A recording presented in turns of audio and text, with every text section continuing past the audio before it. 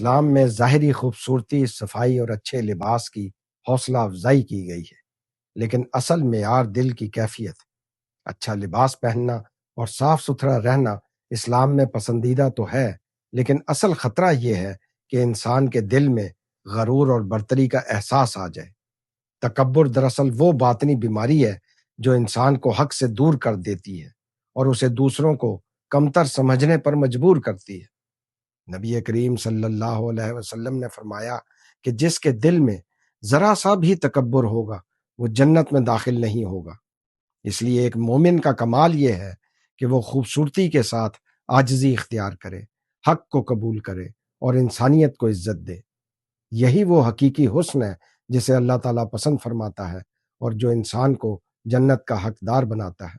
ارشاد نبوی صلی اللہ علیہ وسلم ہے کہ اللہ تعالیٰ خوبصورت ہے اور خوبصورتی کو پسند فرماتا ہے۔